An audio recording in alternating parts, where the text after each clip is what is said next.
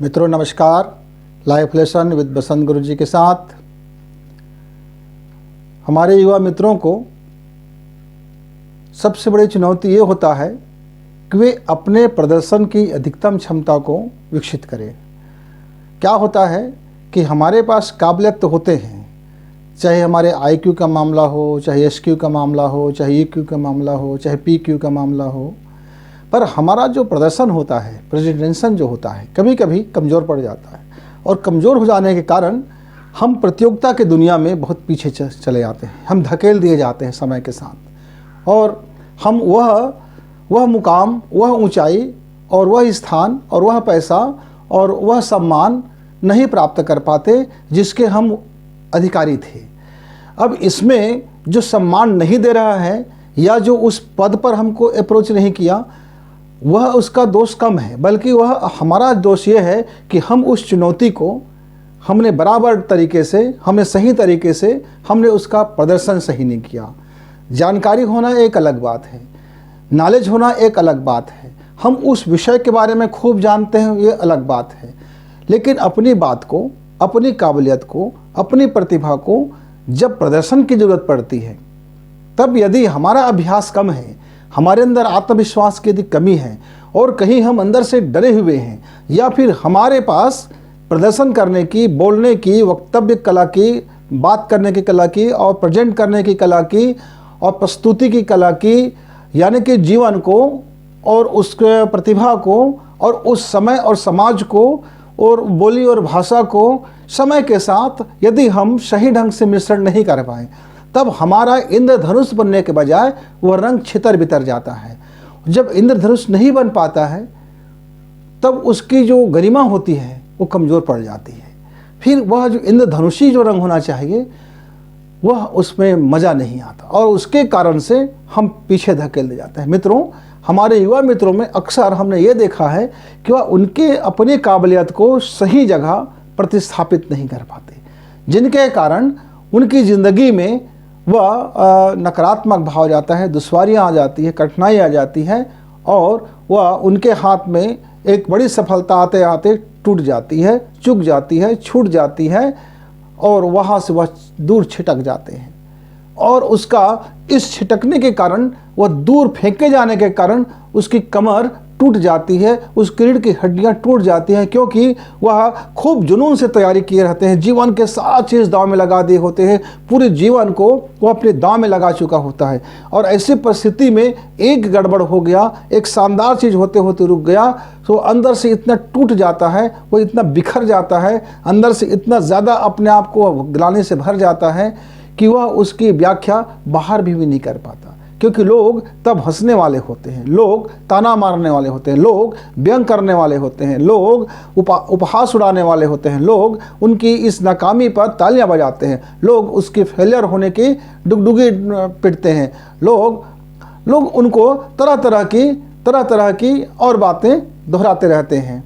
और वह उनकी जो पीड़ा है अत्यंत गंभीर हो जाता है। इस स्थिति में उनके मनोबल को संभलने की और संभालने की ज़रूरत पड़ती है। जब हम कोई बहुत बेहतर तैयारी करें और हम अपने जीवन के साथ तमाम चीज़ झोंक दें अपनी काबिलियत दिखाने में और फेल हो जाएं, तो निस्संदेह बहुत ज़्यादा हम टूट जाते हैं। मित्र, यही हमारी चुनौती है कि हम जब अपनी सर्वाधिक और सबसे ज़्यादा अपनी क्षमता को प्रदर्शित कर रहे हैं और वहाँ भी यदि हम फेल हो गए, तो हमको वहाँ टूटने से बचना है। हमको अपने अंदर में यह एहसास से भरना है कि हमारे अंदर में जो भी अधिकतम क्षमता था, हमने उसका प्रदर्शन किया।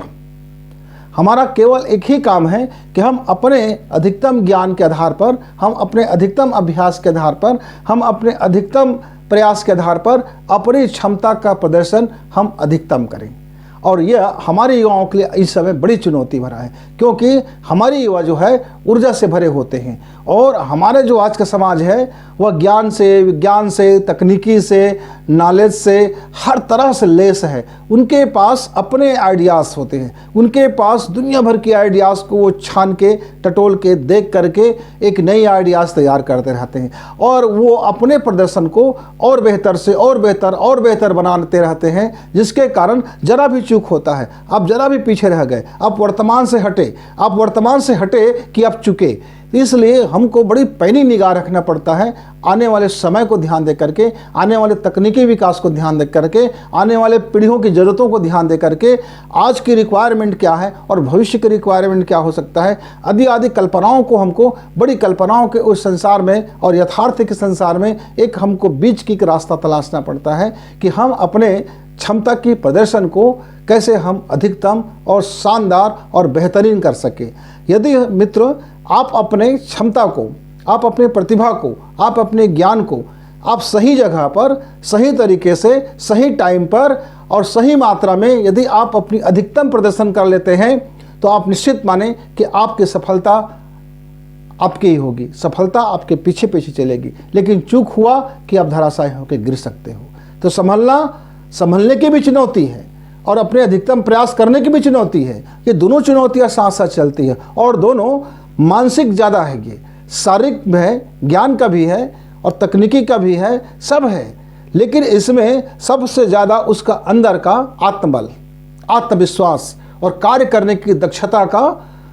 परिचय। कितने आप अपने काम में दक्ष हो, कितने आप अपने काम में आप एक्सपेरिमेंट करते हो, आप कितने ज़्यादा अभ्यास करते हो, आप कितना ज़्यादा एक्सपेरिमेंट करते हो, आप कितना ज़्यादा अभ्यास करते हो। उस अभ्यास का परिणाम क्या आता है, वह जो सैद्धांतिक है और या जो व्यवहारिक है, दोनों में कहाँ अंतर आ जाता है। सैद्धांतिक मॉडल और व्यवहारिक मॉडल, यानी प्रदर्शन के दो तरीके, एक सैद्धांतिक प्रदर्शन और एक व्यवहारिक प्रदर्शन। अब दोनों प्रदर्शन में आपको अपना दक्षता हासिल करने के लिए लगातार अभ्यास करना होता है और अपने प्रामाणिकता को बताना पड़ता है। जब हम प्रामाणिक हो जाते हैं, हमारा कार्य प्रामाणिक हो जाता है, हमारा जो नॉलेज है वह आपका प्रोजेक्ट में उतार आता है, प्रेजेंटेशन में उतार आता है, अभ्यास में उतार आता है, प्रैक्टिकल में उतार आता है। वह जो आपका जो बोलने का तरीका है और काम का जो तरीका होगा, वह जो आप दिखाना चाहते हैं, आप वो जो बताना चाहते हैं, क्या आप वो बताना चाहते हैं वो बता पाते हैं? क्या आप जो प्रस्तुत करना चाह रहे हैं लोगों के दिलो दिमाग तक वो पहुँच पाता है? इसीलिए हमारे यहाँ एक कहावत होता था, जिसका अकल है